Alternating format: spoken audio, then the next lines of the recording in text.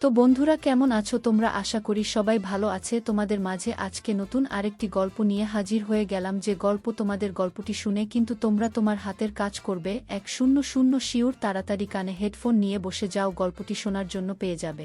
সেখান থেকে number connect করে আমার সাথে যোগাযোগ করতে পারবে। আমার হোয়াটসঅ্যাপ নাম্বারটা আমি ভিডিওর মাঝখানে দিয়ে রাখব। তবে বেশি কথা না বলে ভিডিওটি শুরু করা যাক। আমি রুবিনা আক্তার রুবি, বয়স 2 বছর। আজ আপনাদের যে গল্প বলবো তা একটা দুর্ঘটনার গল্প। আমাদের বাড়ি আন্দামান দ্বীপে। এই দ্বীপের অধিকাংশ মানুষ বাঙালি।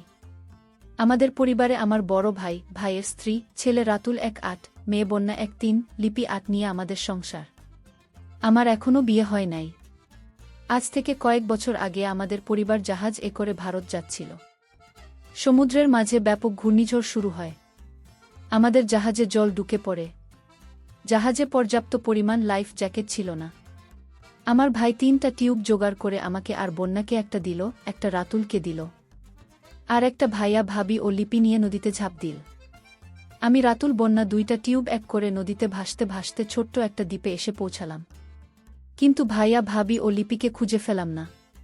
শুধু তারা না, আমরা যে দ্বীপে আসলাম সেখানে আর কেউ এসে নাই।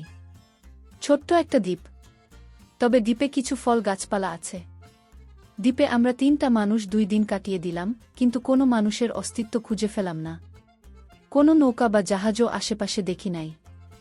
আমরা গাছের ফল খেয়ে বেঁচে আছি। আমি সায়েন্সের ছাত্রী ছিলাম। পাথর থেকে আগুন জ্বালানো নিয়ে অনেক পড়াশোনা করছি। তাই চিন্তা করলাম, চেষ্টা করে দেখি আগুন জ্বালানো যায় নাকি। কারণ সমুদ্রে মাছ আছে, শিকার করে পোড়া দিয়ে খাওয়া যাবে। আমি রাতুলকে বললাম পাথর দিয়ে আগুন জ্বালানোর চেষ্টা করতে। অনেক কষ্টের পর রাতুল সফল হয়। তারপর সমুদ্রে নেমে আমরা মাছ শিকার করি। সেই মাছ পোড়া দিয়ে খাই। এইভাবে 5 দিন কেটে গেল, কিন্তু কোনো মানুষ এই দিকে এলো না। রাতুল আমাকে বলে, ফুফু, চিন্তা করো না, আগুন ও মাছ যেহেতু আছে, সেহেতু আমরা আদি যুগের মানুষের মতো এখন থেকে এখানেই থাকা শুরু করব। তারপর আমরা গাছের ডালপালা দিয়ে ছোট্ট একটা ঘর তৈরি করি। এইভাবে 1 মাস কেটে যায়। একা নির্জন একটা দ্বীপ, কোনো মানুষ নেই। কবে কখন কেউ আসে আমাদের উদ্ধার করে, তাও কোনো ঠিক নেই। যদি কেউ না আসে, শুধু আমরা এই দ্বীপে থাকি, তাহলে? আমি, রাতুল, বন্যা এই নিয়ে আলোচনা করি। বন্যা ছোট হলেও অনেক পাকনা। সাথে সাথে বলে উঠে, আমি ইতিহাস বইয়ে পড়েছি। যখন পৃথিবীতে মানুষ কম ছিল তখন ভাই বোন আত্মীয় স্বজনে মাঝে বিয়ে হতো, আর এইভাবে পৃথিবীতে মানুষ বৃদ্ধি পেয়েছে। আমি বললাম, তো এখন তোদের ভাই বোনকে বিয়ে দিয়ে দিব নাকি? তারপর এই দ্বীপে তোদের নিয়ে অনেক মানুষ হয়ে যাবে। বন্যা বলল, বাহরে, আমি তো এখনো ছোট, বিয়ের বয়স হয় নাই। তার চেয়ে তুমি আর ভাইয়া বিয়ে করে নাও, তারপর তোমাদের হয়ে দ্বীপ ভরে যাবে। রাতুল আমাদের কথা শুধু শুনছে, কিন্তু কিছু বলছে না, লজ্জায়। এইভাবে আরও কয়েকটা দিন কেটে গেল, কিন্তু দ্বীপে কেউ এলো না। রাতুল এসে বলল, ফুফু, আর কতদিন থাকতে হবে এই দ্বীপে? কিছুই ভালো লাগছে না। কবে যে মুক্ত হব এই দ্বীপ থেকে? বন্যা বলল, আরে ভাইয়া, আমরা তো ভালোই আছি। খাবারের ও কোনো সমস্যা হচ্ছে না। তার চেয়ে ভালো তুমি ফুফুকে বিয়ে করে নাও, আর এখানে সংসার শুরু করো। রাতুল বলল, আমরা না হয় বিয়ে করব, কিন্তু তোর কি হবে? বন্যা বলল, আমি বড় হলে তুমি আমাকেও বিয়ে করে ফুফুর করে নিও, তাহলেই হবে। রাতুল বলল, তুই ফুফুলে জিজ্ঞাসা কর, ফুফু রাজি থাকলে আমিও রাজি। বন্যা এসে আমাকে বলল, ফুফু, রাতুল কিন্তু রাজি হয়েছে, রাজি হয়ে যাও। বন্যায় কথায় আমিও রাজি হয়ে গেলাম, কারণ আমার ভাইস্তে রাতুলের প্রতি আমি থেকেই ছিলাম। ছেলেটার বয়স 1 হলে কি হবে, যেমন সুন্দর তেমন স্মার্ট। আমি বন্যাকে বললাম, এখানে বিয়ে হবে কিভাবে? বন্যা রাতুলের কাছে গিয়ে বলল, ভাইয়া, ফুফু রাজি, কিন্তু ফুফু বলছে বিয়ে হবে কিভাবে? এখানে তো কাজী অফিস নেই, হুজুরও নেই। রাতুল বলল, আল্লাহকে সাক্ষী রেখেই আমরা বিয়ে করব। আমাদের একটাই ঘর, বিয়ের পর একসাথে থাকলে করা যাবে না বন্যার সামনে। তাই আমি রাতুলকে বললাম আরেকটা ঘর তৈরি করতে। রাতুল 2 ঘন্টার ভিতরে একটা ঘর তৈরি করে। ফুফুকে জন্য ছেলেটার এত আগ্রহ আগে জানা ছিল না।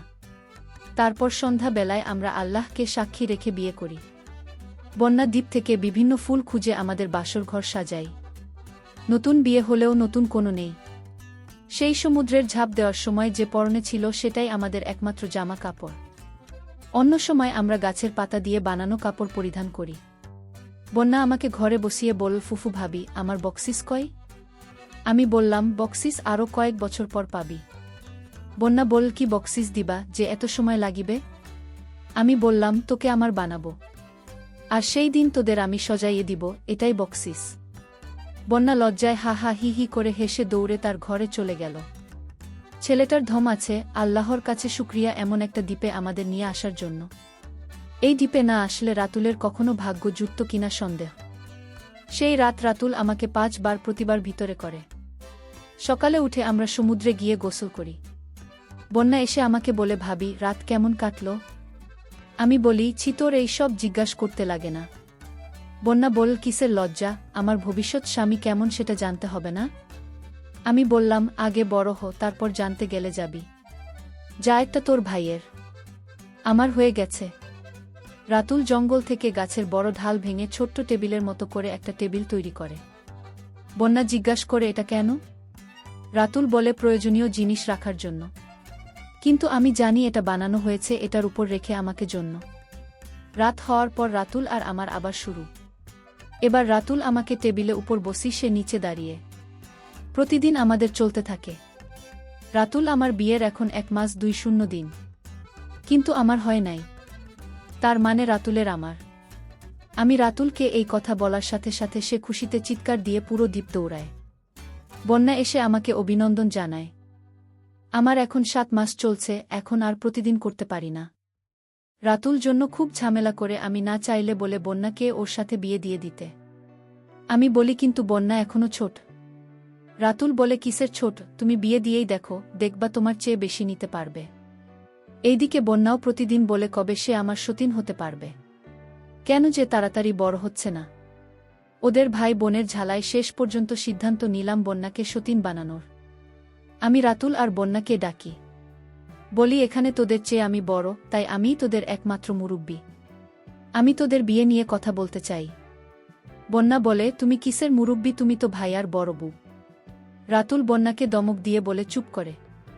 ফুফু ঠিকই বলেছে, এখন সে আমার বুনা। ফুফু ফুফু বলো, কি বলবে? আমি বললাম, আমি আজই তোদের বিয়ে দিতে চাই, তবে আমার একটা শর্ত আছে। রাতুল বল, কি শর্ত ফুফু? আমি বললাম, তোদের ঘর হবে আমার সামনে, মানে তোরা আমার সামনে করবি, আর বিয়ে পর থেকে আমরা স্বামী স্ত্রী 3 জন একই সাথে ঘুমাবো। রাতুল বললাম, আমি রাজি। বন্যাও আমি রাজি বলে লজ্জায় ঘরের দিকে দৌড় দিল। আমি বন্যাকে ডেকে বলি, এই বন্যা, আজ রাতেই কিন্তু তোদের বিয়ে। ও সন্ধ্যার আগে আমি দ্বীপ থেকে ফুল খুঁজে সাজাই, আল্লাহকে সাক্ষী রেখে ওদের বিয়ে হয়। আমাদের এইসব কার্যকল বাইরের লোকজন জানতে পারে তাহলে অনেক কি জবাব দেয় সেটা আমরাই ভাবতেছি। এখন আমরা একটা দুর্ঘটনার কবলে পড়ে এখানে এসেছি, এখানে এসে আমাদের মাঝে কি রকম কি হয়ে গেল, এরকম হয়ে যাবে সেটা আমরা জীবনেও কল্পনা করতে পারিনি, যেটা আমাদের এইটা দ্বীপের মাঝে হয়ে গিয়েছে। তোর জীবটা কিন্তু খুবই সুন্দর ছিল, সেখানে কিন্তু আমরা খুবই সুন্দরভাবে বসবাস করতে থাকি, যার জন্য আমরা খাবারগুলো বিভিন্ন জায়গা থেকে কালেক্ট করার চেষ্টা করতাম এবং সমুদ্র থেকে মাছ ধরার চেষ্টা করতাম। এক পর্যায়ে আমাদের ওখানে কিন্তু ভালো একটি ফ্যামিলি তৈরি হয়ে যাবে। একটি ফ্যামিলি থেকে আমরা আস্তে আস্তে মানুষ জনসংখ্যা বাড়তে থাকি, সেখানে ফিরে যেতে পারবো না। এখানে আমাদেরকে ভালোভাবে থাকতে হবে, সবকিছু ভালোভাবে বুঝিয়ে নিতে হবে, তা না হলে এখানে আমাদের খুব কষ্ট হয়ে যাবে। সব সময় সবকিছু পাওয়া যাবে না, আজকে যেতে পারে কোনো দিন সেটা নাও পেতে পারি। যাই হোক, এভাবে আমরা সামনের দিকে কোনো চেষ্টা করতেছি, এখনও চেষ্টা করা অবস্থায় হঠাৎ করে একদিন আমাদের মাঝে আমাদের একটা পুত্র সন্তান, ফ্যামিলিটার ওখানে স্বাচ্ছন্দ্যভাবে বড় একটা পরিবেশ আকার, আমরা ওখানে বড় হতে থাকি এবং সকলের ওখানে আমরা একসাথে বসবাস করে থাকি। ওখানে যারা ছিল সবাই আমাদের, আমরা নিজস্ব রক্তের লুকিয়েছিলাম, বসবাস করতে পারছি। তো বন্ধুরা, গল্পটি কেমন লাগলো অবশ্যই কমেন্ট করে জানিয়ে দিবা। দেখা হচ্ছে পরবর্তীতে নতুন আর কোনো ইন্টারেস্টিং গল্প নিয়ে। তো ভালো থাকবে সবাই, ধন্যবাদ।